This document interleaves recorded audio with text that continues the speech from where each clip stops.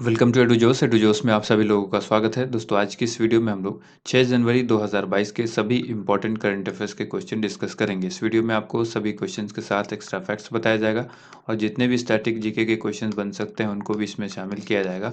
और हर बार वीडियो में हम आपको करंट अफेयर्स का रिविजन भी कराते हैं। वीडियो के लास्ट में आपसे एक चिंगारी प्रश्न पूछा जाता है जिसका आंसर आप सभी को कमेंट बॉक्स में लिखना होता है। तो चलिए वीडियो को शुरू करते हैं। सबसे पहले आपसे रिक्वेस्ट करूंगा, वीडियो पसंद आती है तो उसे लाइक एंड शेयर जरूर करें और चैनल से नहीं जुड़े हैं तो चैनल को सब्सक्राइब करके चैनल से जुड़ जाएं। हमारा डेली मोटिवेशनल कोट है, हासिल होगी मंजिल भी तू तैयारी करके तो देख, आग लगेगी फिर सीने में तू चिंगारी बन के तो देख। तो आप सबको चिंगारी बनना और चिंगारी बनाना हमारा काम यानी एडुजोश का काम है। एडुजोश एग्जाम प्रिपरेशन ऐप जो है ये गूगल प्ले स्टोर पर अवेलेबल है, जिसके अंदर आपको क्विज और पीडीएफ मिलता है। डेली करंट अफेयर्स की क्विज वहाँ पर मिलती है। करंट अफेयर्स की क्विज में आपको जो आपका स्कोर है, रैंक है, वो सब आपको बताया जाता है और हर क्वेश्चन का जो एक्सप्लेनेशन है वो भी बताया जाता है। ठीक है, तो चलिए वीडियो को शुरू करते हैं। कल हमने जो सवाल पूछा था, कल के चिंगारी प्रश्न का उत्तर देखेंगे। सबसे पहले, विश्व का सबसे बड़ा स्थल रुद्ध यानी लैंडलॉक देश कौन सा है? तो देखिए, क्षेत्रफल के हिसाब से जो सबसे बड़ा लैंडलॉक देश है, ऑप्शन के हिसाब से जो मैंने बताया, करेक्ट आंसर होगा कजाकिस्तान। ठीक है, ऑप्शन डी करेक्ट आंसर होगा। 4 जनवरी 2022 को CSIR NPL ने अपना कौन सा स्थापना दिवस मनाया है?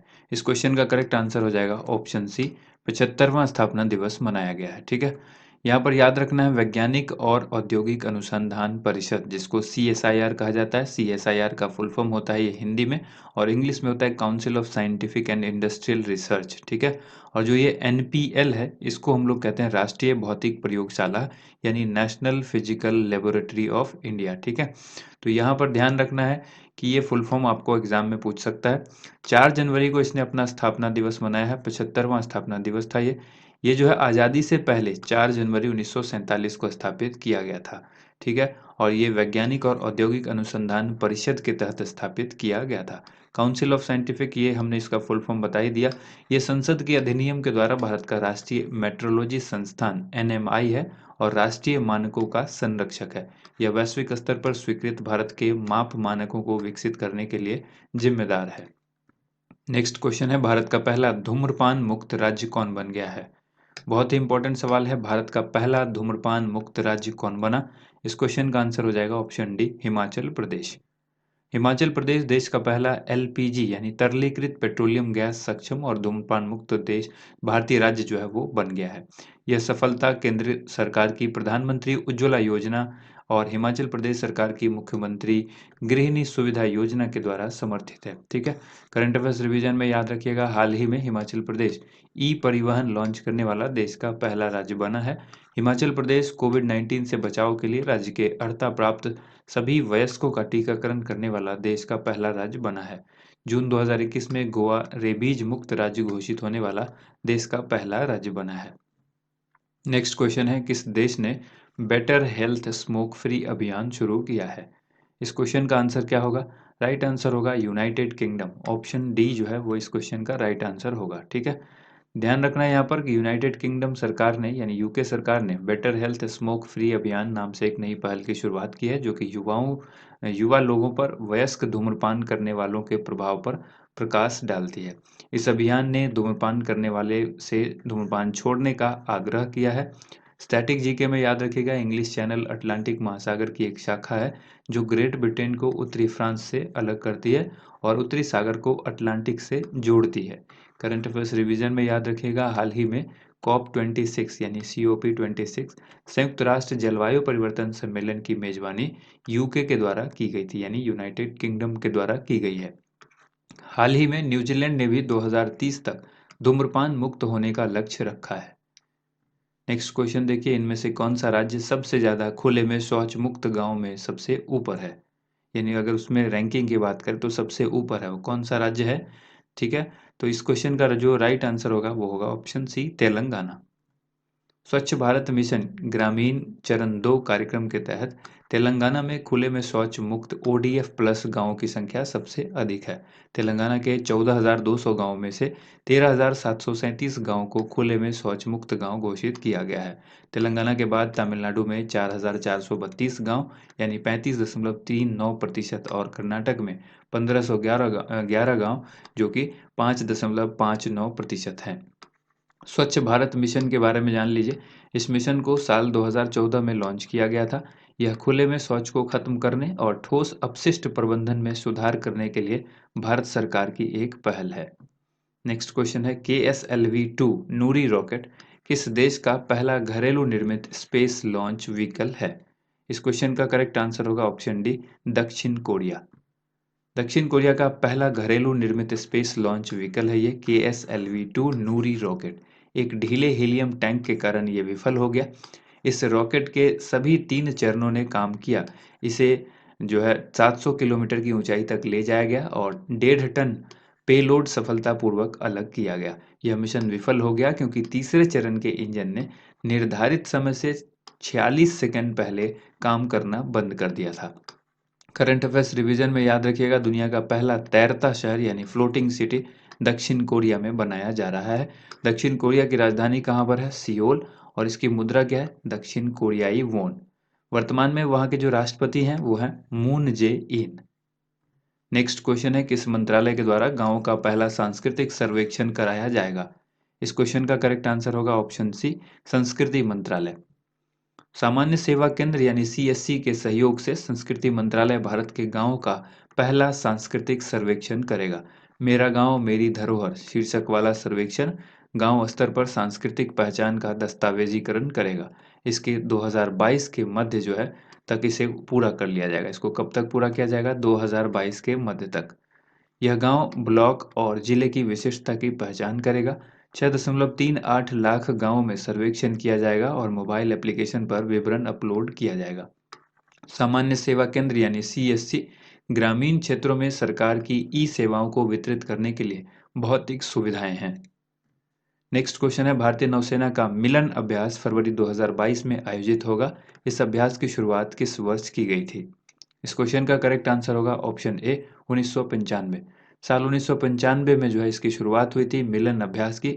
फरवरी 2022 में ये आयोजित होगा। मिलन अभ्यास में 46 सेनाओं के जो है भाग लेने की उम्मीद है और ये जो है भारतीय नौसेना का बहुपक्षीय अभ्यास है। क्वाड के सदस्य देश कौन कौन है ध्यान रखिएगा। क्वाड में ये 4 देश हैं, जापान, अमेरिका और ऑस्ट्रेलिया। ठीक है। और जो ऑकस है, ऑकस के भी मेंबर जो है वो इसमें भाग लेंगे। ऑकस में कौन कौन है? ऑस्ट्रेलिया, यूके और यूएस।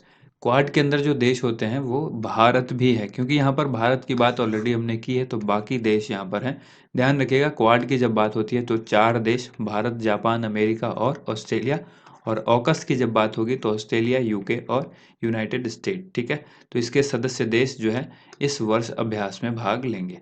इसके बाद याद रखना मिलन अभ्यास जो है वो 1995 में शुरू हुआ था। ये द्विवार्षिक रूप से आयोजित किया जाता है। अब तक यह पोर्ट ब्लेयर में आयोजित किया गया है और अभ्यास के 2020 संस्करण के लिए कुल 40 देशों को आमंत्रित किया गया था, लेकिन महामारी के कारण, जो कोरोना महामारी थी उसके कारण इसको रद्द कर दिया गया था। 2018 में 10वें संस्करण में 20 जहाजों ने भाग लिया था। यानी ये ध्यान रखना है कि हर 2 साल पर आयोजित होता है। कितने सालों पर? 2 वर्ष पर, तो इसलिए इसको द्विवार्षिक कहा गया है।